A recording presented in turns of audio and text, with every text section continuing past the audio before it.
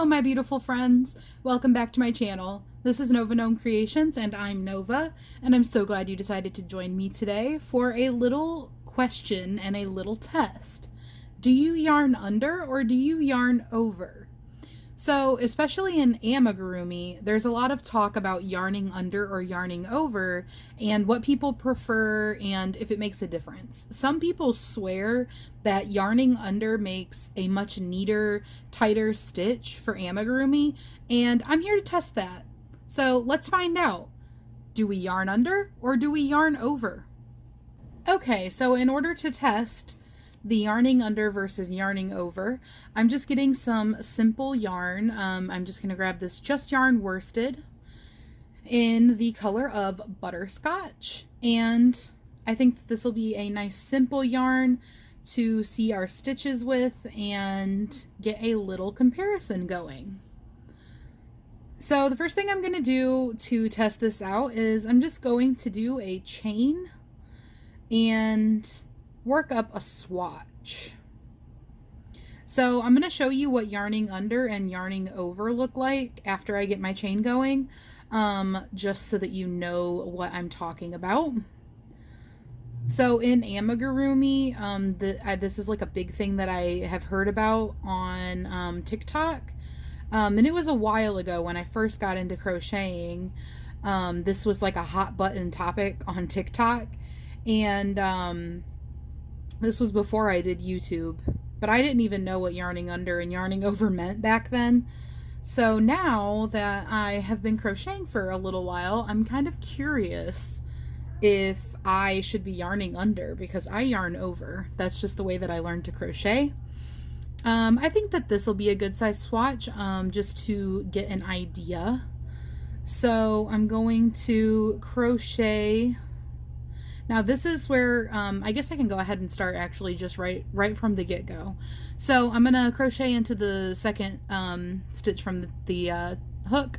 Now normally when I go through, I go like this and I grab that, and this is called yarning over, and I pull it through, and then I go over, yarn over again, and I pull through again, and that's how I do my single crochet. But for yarning over or yarning under, you go through and you catch it like this. Oops. It's kind of hard to do on this first stitch, but you catch it like that instead of yarning over, and then you do your yarn over for the second part. So like that. And I will show you again once I get a little further into this swatch and I'm not, you know, on a chain row at the very edge.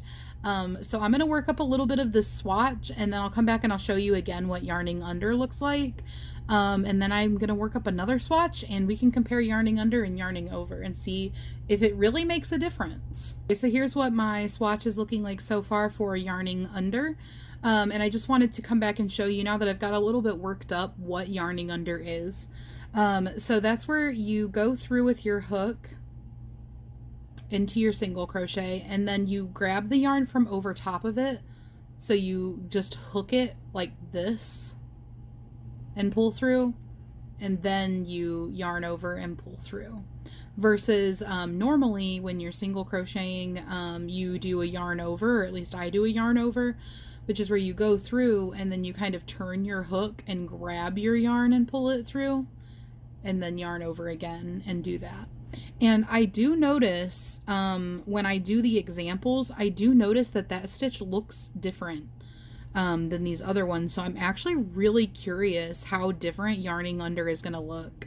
So I'm going to make the same size swatch. I'm going to finish off this row, and then I'm going to make the same size swatch for yarning over, and we can compare them. Let's see if we all want to switch our way of crocheting. Alright, so I finished my two swatches. Can you tell which one is which?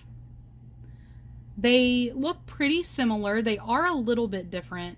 This is my yarn under, and this is my yarn over.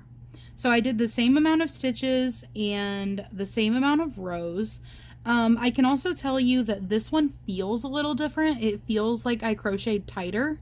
And I have to keep trying to keep this one from rolling. It wants to roll a little bit, probably due to the fact that it's crocheted tighter.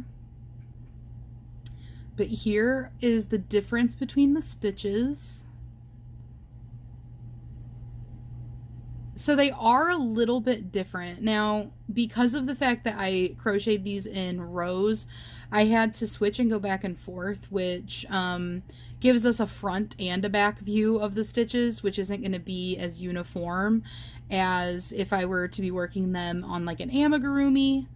But you can also see that I got a little bit nicer of a shape off of this one, which was the yarning under. I feel like the shape came out a little bit nicer than the shape of the yarn over.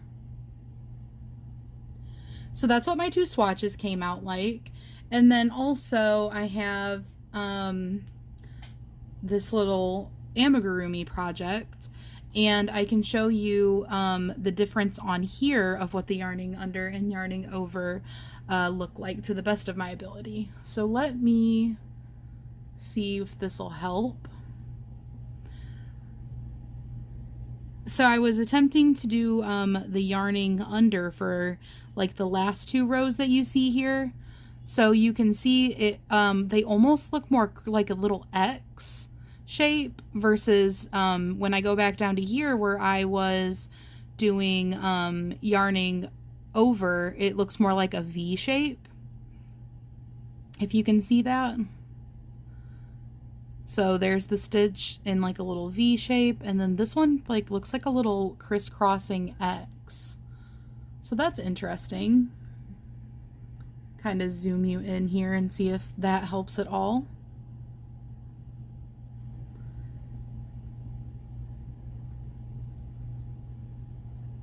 And then these stitches were yarning under, and then this was yarning over.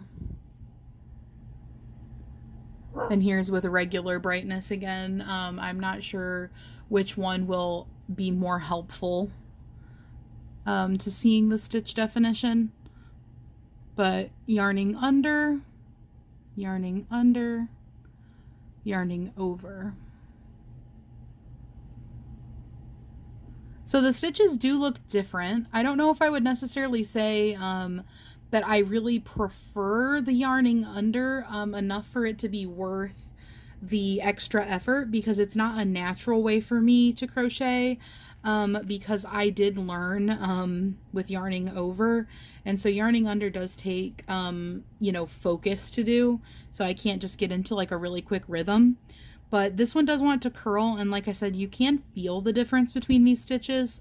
This swatch definitely feels more like dense, and like the stitches came out tighter.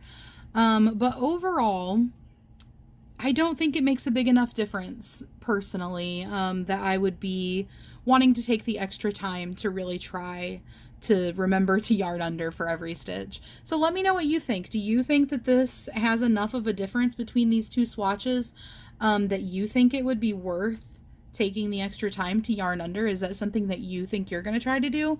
And what do you do naturally? I'm curious, did anybody learn to yarn under when they learned to crochet? I didn't even know what yarning under and yarning over meant. When I learned to crochet, yarning over was just what I did naturally. So I'm curious to know if anybody naturally yarned under when they learned to crochet. So once again, this was the yarning under and this was the yarning over swatch. I hope that that was helpful for you if you had been wondering about the difference between yarning under and yarning over. I hope you have a great day, and I will see you on the next video. Bye guys!